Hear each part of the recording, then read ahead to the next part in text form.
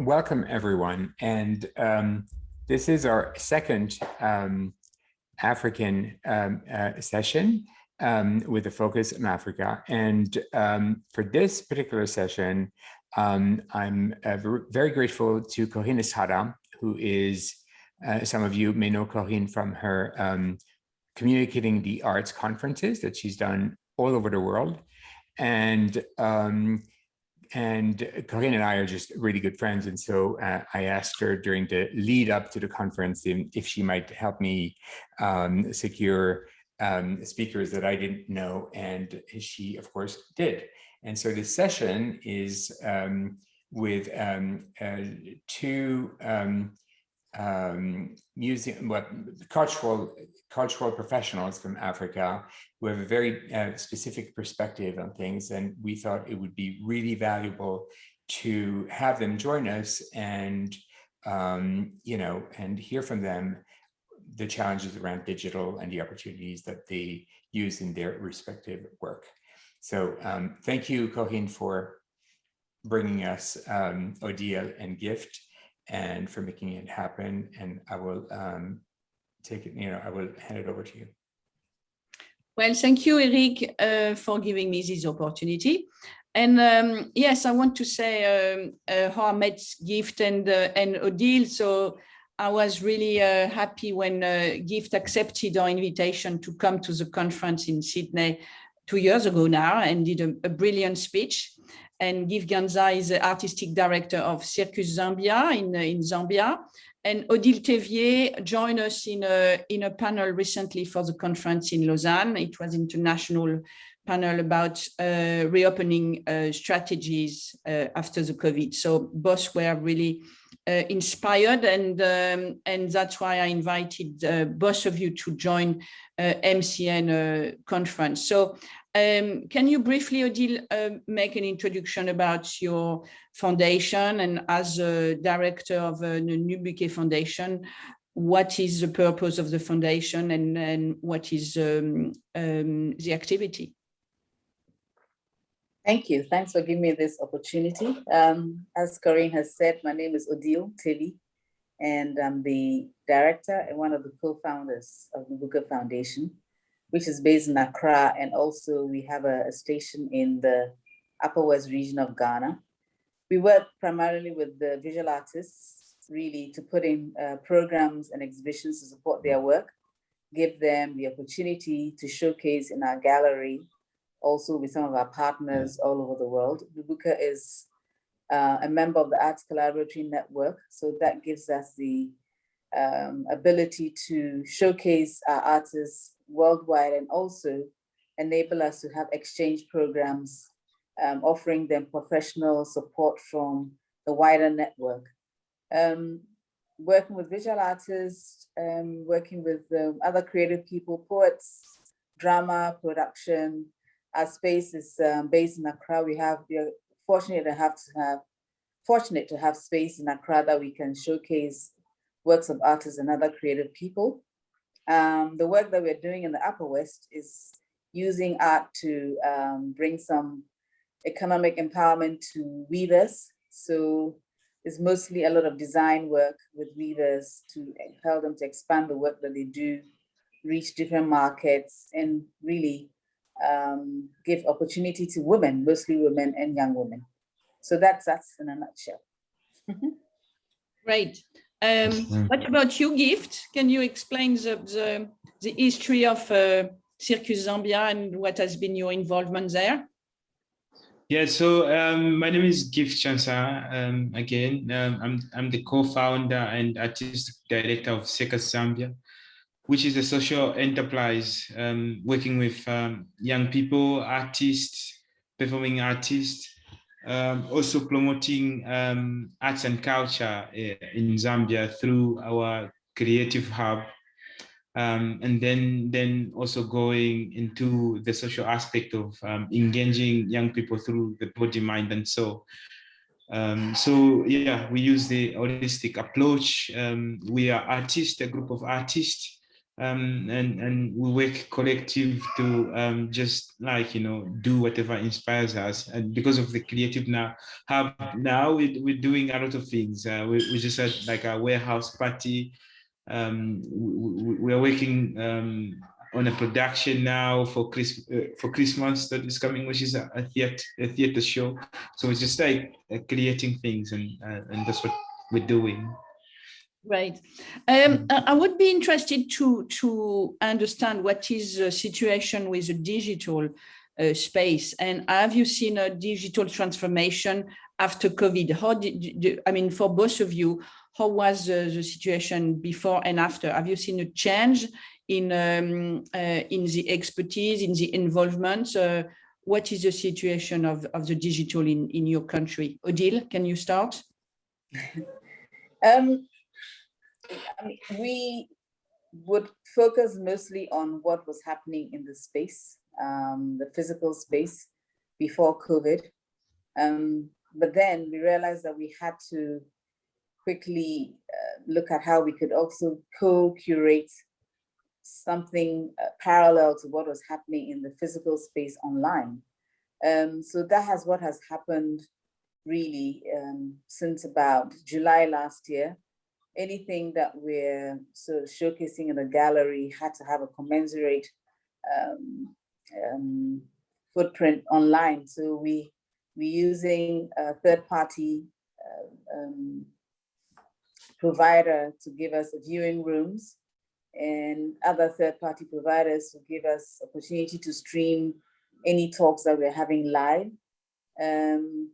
Yeah, so that is what is happening, and I find that, you know, the amount of effort that is being put into the physical production is similar, if not more effort needs to be put into the digital production, because we're looking at what is this going to be, what is the experience going to be, what do you want people to take from it, how is it going to look like? So we need to think about all those things in addition to what we're doing in the physical space. So really we are doing double work. Double work, okay. So when you talk about third parties provider, are you talking about partners that you are involving, like sponsors? What are the relationship with these? No, they're not sponsors. They're just providers of platforms that we can use to quickly showcase what is happening in the gallery, like virtual viewing rooms and online viewing rooms and stuff like that. We, you know, sort of shifted part of our exhibitions onto that platform to enable people to have a different experience. Some of them are sort of 3D viewing rooms, so people can, you know, physically walk through and be immersive experience as well. Gift, do you feel that you had to change the expertise of your staff members? And like Odile, did you have to adapt to the situation? How did you deal with the digital transformation in Zambia? Yeah. I mean, in Zambia, I think also I would put it in general for Seka Zambia. We really had to adapt, and also we felt because there was a lockdown, and also at that moment, I think in March, at the beginning of 2020, you know, like we were just hearing it's happening in Europe, and we were thinking like we are far away from COVID reaching, you know, Africa and Zambia in particular. And so when it came, we were like, okay, this is an opportunity to just like go somewhere and start creating. And so we went. We did like a lockdown camp, thinking, okay, in 3 months this would be done, and the world would come back to life. And you know, like we stayed in the camp for actually 3 months. We're just creating and putting stuff online. Like we do a performance, we put online. We do also we had, I think along the way we also had an exhibition that changed the way our approach. Also, the challenges is that, you know, in the beginning we were just putting things online, but nobody was paying for it. And then we were like, okay, are we just performing and nobody is paying, because we couldn't find a platform where, you know, where we felt like, okay, it could really work. we did like some Zoom performances where we like scheduled and said we are performing in Zoom, and this is the link. People have to pay and come, using Eventbrite to say book and come into a Zoom and see the show. But then we had challenges of internet because it wasn't just sustainable. It's like you see somebody and then it's like blackout. You can't like see everything. And so we felt like, okay, from that, maybe we should change to like having few audience in Zoom. Like initially we said we want 50, but then we said we want 10 people to come in the Zoom, and that was intimate. But then again, it's like a lot of shows that you need to do, and we were generating smaller monies as well, because we had stories like, oh, people don't want to keep going online, because also people just want to like detach themselves because everybody was going online. And I think in general, that's what was happening as well in generic in Zambia. Like we saw artists just, like we see the whole album on Facebook. And then people started like just phasing out because of, I think, sustainability from it. We were using when we had an opportunity to host an artist who was actually very brave, and so we did like a curation, and this time around I think we had understood how COVID was working. I think it was end of 2020. And so with that, we did tailored more like we tailored the clients, and we were actually busy always on laptop saying, oh, if you want to come in, you need to come in this time because there's no one. So people were coming into Seka Zambia, but 2 or 3 people, and then like that they could like walk around, because also Zambia allowed that, like you have to be together less than 50 or less than 10 people, and then from that we were able to like bring in people to see. But I understand that you and ODILE, you're working very closely with your communities, local communities. So, I mean, the digital in the global sphere is an opportunity to reach another audience.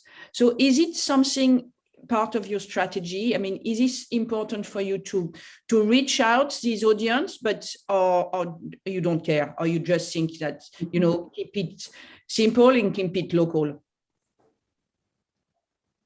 I think the approach has to be both. It's wonderful that whatever we're doing with the same effort, we can reach, an audience beyond our borders, just by the virtue of the fact that we are online, and because of the pandemic, people are looking for new experiences. Who's out there? Who's doing what? And for me, it's wonderful that we could take advantage of this to reach audiences that we ordinarily would not reach. I mean, in the case of us in West Africa, at the end of 2019, the president launched an initiative to reach out to the diaspora and Americans, and so opening up this world to the diaspora, excuse me, of West Africa. I felt that because of COVID, that sort of curtailed that, but the conversation could continue via the internet. So reaching people who were coming to the continent for the first time and experiencing, the continent for the first time in Ghana. But, as I said already, the expertise that we have already is more focused towards the physical. And so much as we are aware of what is out there, viewing rooms, digital platforms, Zoom and stuff like that, we really had to step back and deliberately think about what do we do? Because I feel that the internet is quite unforgiving. Everything has to be picture perfect. You need to approach it very, very carefully. You can't just be blasé about what you put out there. And so that actually requires a bit more of an effort on everybody's part, actually, to make sure that by the time you're going live on whatever production it is, or exhibition, whatever, everything has been tied up. And I think that has taken a lot of strain on the part of the staff. the digital knowledge, technology knowledge is not here. We are aware of what is there, but to strategically think about, this is what we have to do, this is how we have to program it, and this is the experiences that we're going to get. We're kind of winging it and reading as we go along and trying to figure out what's the best thing to do. So I guess we're getting to a point where this is definitely long-term. This is the way we're going to be working, this sort of hybrid situation. Then we need to go and look for the expertise and sort of put together the strategy that will help us to be able to sort of put a good production exhibition program or programming content in the space, as well as how to fashion something out also for those who are going to be joining or sort of looking for those experiences online. I understand what you say about the expertise. So do you feel that the people working in the digital sphere in your country, are more valued now? Their job is better considered than before, because digital before was just a side of the organization, but now we feel like they are the new curators. So how do you feel about that?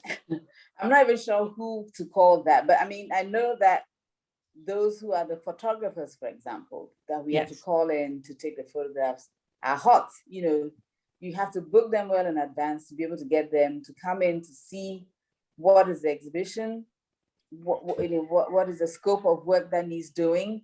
And they also have to do a lot of work to get these works back to you. So, really have to make sure that we are booking them in advance to make sure that we're able to get them to come in to take, installation shots and stuff like that.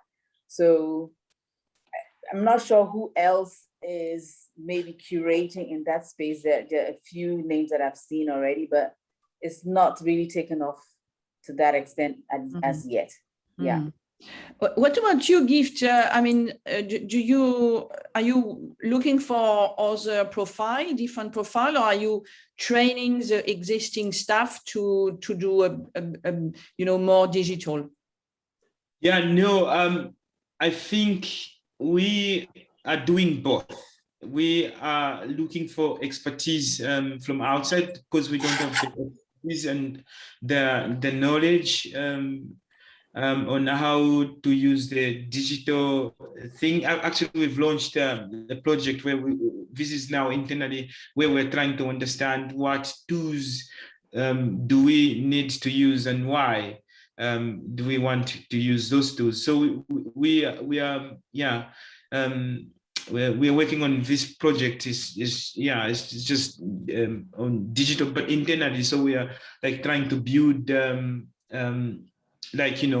how we can film our performances so that they make sense for digital tools and that infrastructure. But yes, also to go back to your question,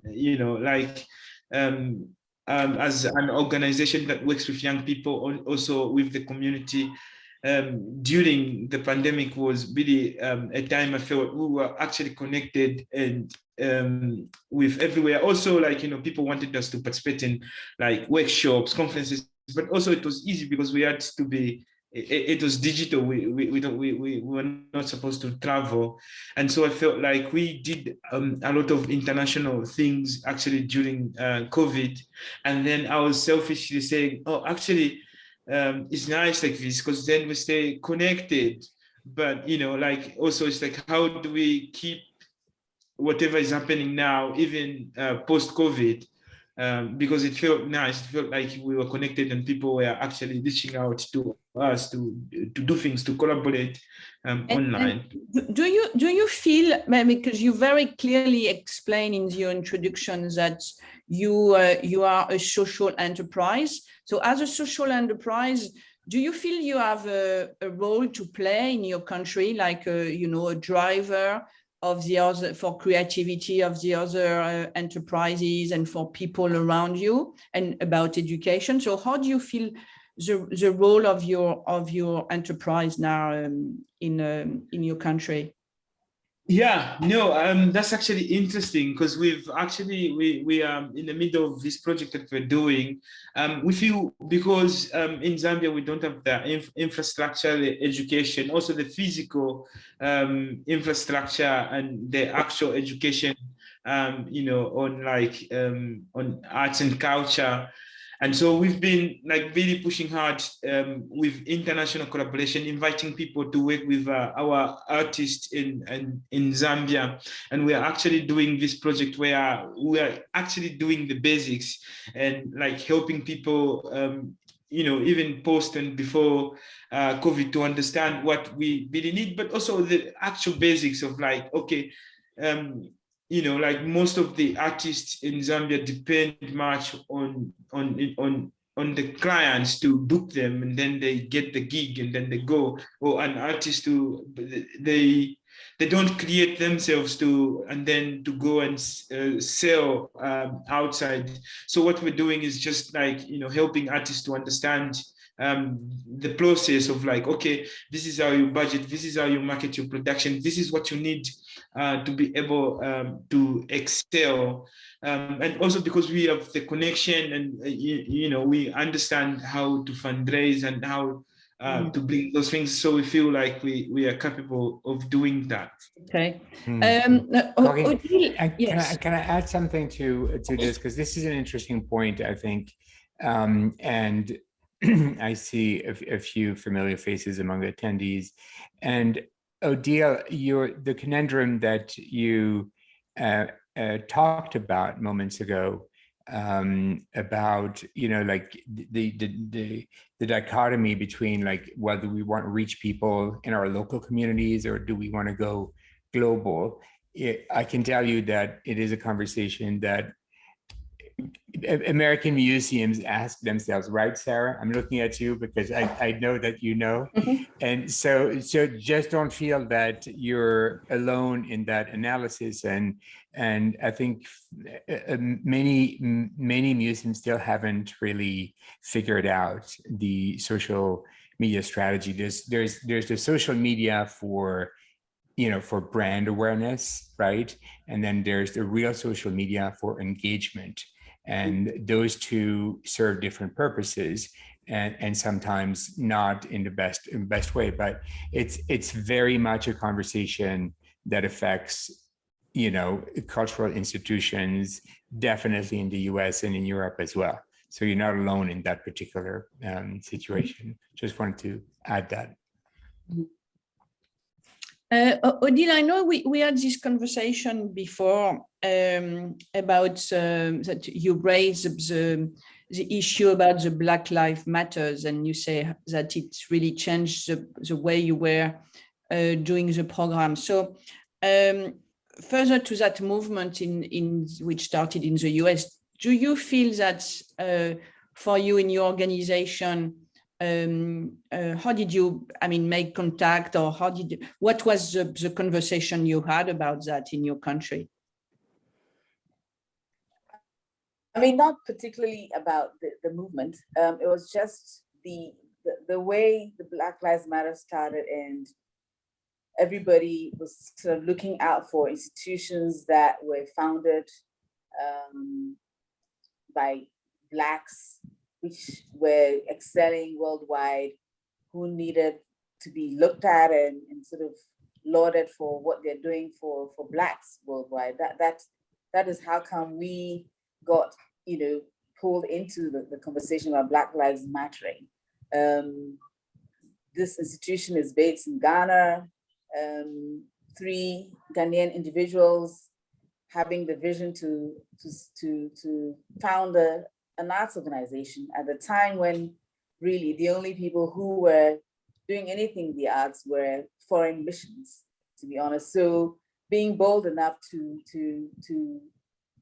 see how important our voices were in the arts, and pushing programming and, you know, encouraging the artists, putting a range of programs in place to bring up the practice of Ghanaian artists.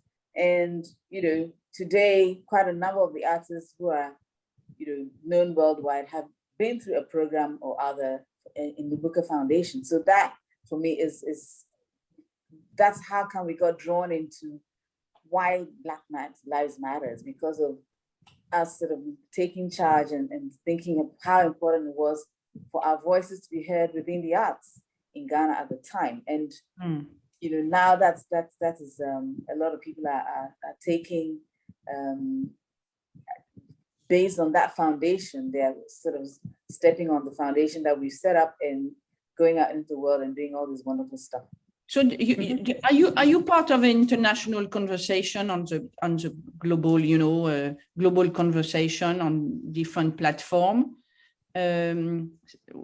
With, I mean, do you raise a voice on the different platforms? Actually, there has been a foray by a lot of institutions. Most of the institutions are actually based in the US, led by female directors. We formed a network, and we're in the, you know how how much time it takes to form a network. So we are in the nascence of forming a network to see how we can sort of share ideas, do exchanges, you know, leverage of our expertise. So we've done a number of surveys to see what the different things that we're facing, what we want to do, how we want the network to work for us. And so that is ongoing. Yeah. Good. What about you, Gift? Do you have a similar experience in Zambia? Particular on Black Lives Matter? Yes, I mean, and then joining the global conversation. Yeah, I mean, we are a diverse organization as well. And I think my take in the Black Lives Matter movement is actually trying to help the African voice, African production, and try to push them to also represent the motherland of the continent, because also from that angle, I feel you know, not many African artists are included, especially in the performing artists that even like doing well or known worldwide. So for us, it's been like trying to, I mean, we understand the message, and it's easy because we are all like, you know, Black people based in Africa, and our vision is to try and put a voice from the continent as well, with our own stories, and so people can hear about them. Excellent. We have 2 more minutes before opening the floor to the question to the floor. So I just wanted to have a conclusion from both of you. You know, I love key learnings. So if I can have you know, a key learning from this experience that you, and as you are both leaders of your organization, so the vision that you have for the digital space for the future. Well, certainly in fact, just before COVID, I was having a conversation with the digital agency about how we could bring sort of immersive digital exhibitions into our space, sort of a 4D effect exhibition. And so I'm still looking for that opportunity to partner with, you know, these sort of organizations. We love partnerships. I think it brings, you know, a whole rich experience to our visitors. So I'm looking to see how we can build on these sort of relationships to bring in virtual reality, right, working with digital artists and things like that. So it's a big opportunity, and I'm looking forward to how this all going to pan out. Okay, so we understand your message, ODILE. So yes, but ODILE, in joining MCN, you're in the right place, because you know that's what we do. There are Okay. a bunch of digital practitioners like thinking about those things, and we're very generous with our resources. So you know, we hope that you would tap into, you keep the conversation going with us. Good, thanks. Gift, do you feel that Gift. the power of partnership is important, and what is the view on the for the future? I think collaboration is the only way going forward, because you can't do everything alone. And I mean, we are good at what we do, but we're not good with digital stuff, and we want so we're looking also for experts that would help us like be able to find a digital platform that is suitable and that would be able to deliver our work, and that would be really amazing. And by the way, the other gift, earlier you alluded to the fact that obviously circus shows are paid events, right? Yes. So and you alluded to the fact that they dried up obviously during the pandemic, and it's also something that museums have been contending with, at least for the most part of 2020, with the doors being closed and the rush toward digital that we experience our community, because that's what members of MCN do. They work in museums and in digital, and all of a sudden it was like, put everything online, and we need to have like virtual experiences, but we haven't figured out how to monetize this, and we're not even sure if it can be monetized, so the conversations, the preoccupations you're having are part of our conversations as well. So it's not unique to where you are. Please include us, because I think it's really we need to be part of the global movement. Yes. So any questions? I wanted to ask, I'm not sure if there's many people in the audience, but I know Corinne was there and he left, but I'm wondering are there any questions for our guests? Odile, do you have a question for Gift, or Gift a question to Odile? Yes. Now that you know each other. Yes, you could do that. Both into performances. So I mean, you've been running these social enterprises for how many years now? In Zambia, we've been doing it for the past 6 years now. Yes. And did you feel that other enterprises have awakened, or after you arrive? What has changed into the global sphere of Lusaka since you've been there 6 years ago? I mean, there is a lot of social enterprise in the sense that, like also that's the approach, because people, they're not profitable enough, so they need to source out other monies to be able to be sustainable. And so from that angle, I see but different models as well, like people coming up with, maybe they're gonna focus on climate change or climate justice, for instance, and then they, from that angle, then they're developing a business model, but also which is a social enterprise model. And from the artistic point of view as well, that's what we're doing, like building the infrastructure and engaging young people in whatever we're doing. Yes, exactly. I think we have a question from Sarah. I would love to know what Odile and Gift think are the greatest challenges, digital or otherwise. What are your greatest challenges? Thank you, Sarah, for asking the question. Odile. Yeah. So what is challenging in running your foundation?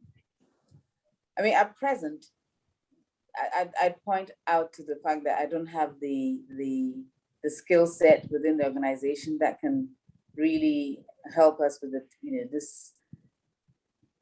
this hybrid operation. And I suspect that is going to be how we'll be working from here on in. And so I'm not even sure whether there are people out there who are training work within the arts, who have those technical skills.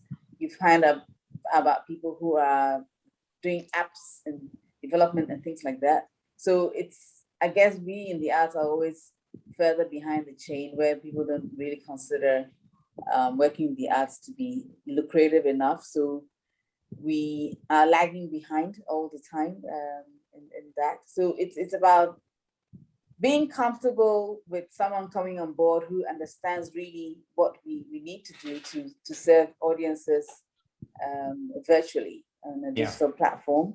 You know, that is where we're at. So in the meantime, we just need to, you know, do the best that we can. But I'm sure also, probably because we are looking within, I'm not sure whether because it's a virtual or a technical space, we can find people outside of Ghana. So that is also an option, I guess, that we could probably start exploring and see how we can get people on board in our team without them physically being here. Right. Gift, what is your biggest challenges in running Circus? Yeah, a bit similar like ODILE actually, and also just to add on, like, you know, we haven't found a platform that has the same experience as physical engagement with the audience. Always like you're trying to reach out online, but you don't feel the same energy, and I think that is challenging for a performing artist that is also looking for energy back, and also the expertise. We don't have the expertise. We haven't found this platform that actually is a platform that we actually need to be able to do what we want. Mostly we've tried, and mostly it felt like you're making a movie online. And it felt like, okay, it doesn't feel like what we want to do, and so these are some of the challenges, I would say. Very good. Are there any other question? Yeah, any other question? Well, I'm doing a recap, but I don't know. I know I'm doing a recap, but bear with me for a second while we check your listing here. Yes, I am doing a recap at what did we learn? I think, at 1:15. At 1:15. So you can join that. But other than that, if you don't have any more questions, we can. I'm always happy to talk. You know, I'll just jump in. ODILE and Gift, it's really nice to meet you, and thank you for being here. My name is Sarah, and I work at the Metropolitan Museum of Art in New York. And I put this in the chat kind of after Eric's prompt. You know, my team is focused on developing interpretive content and digital products that assume you will never visit the Met, which is a really exciting way to be working and be organized. And one of the, I think, remits that our team has is to position ourselves as a global institution. I think that's a real challenge when we're so kind of New York based and New York focused. And yes, we have a vast collection, but that doesn't inherently make it relevant to communities all over the world. And so I guess I'm just really excited to be having this conversation with you, because I think probably partnerships with organizations who are doing very good local work is a way for the Met to actually have some relevance locally in many different places. So that's kind of why my line of questioning and my interest in the conversation is just, you know, what do we do well, or what can we offer on our side, and how can that be kind of mutually beneficial in many different places in order to kind of accomplish what we're aiming to do. So not a question, just an invitation for more conversations. Yeah. Also, Yeah, that's Odile, good. I'm just, you said your organization focuses on supporting female weavers, and I was just instantly interested. And I went to your website and I'm looking all around for it. So like, I just have a personal affinity and interest in that work as well. Great. Thank you. Well, maybe Eric, you can make the introduction to Sarah from both Absolutely, I will. and Gift. Yeah. And thank you very much for being so generous in sharing your, your resources. So that's great. Yeah. In fact, I was just typing in, there's a resource that's free that's called the MCN Forum. It's an online discussion forum for people who work in technology in museums. Join, it's free. There are no questions are stupid, just whatever questions you ask, and trust me, our community is very helpful. Isn't that right, Sarah? I mean, people really respond to tips, questions, or whatever. So I will share that with you so that you can, if you have a question that you don't know the answer to, you can ask it on the forum, and I'm pretty sure somebody or more will get back to you. Excellent. Well, thank you so much for sharing your vision. I mean, we really want to engage, Africa more into these debates with cultural leaders. We feel it's essential that you are part of the conversation. So thank you really for joining MCN network and Eric's conference, which is really great and aiming to, to have a global conversation all over the world. So congratulations, Eric, you're doing an amazing job. Thank you. Thank you, Corinne, for the connections. And thank you, Gift and ODILE. It was a pleasure to have you join us today. Thank you for having us. Thank you for having us.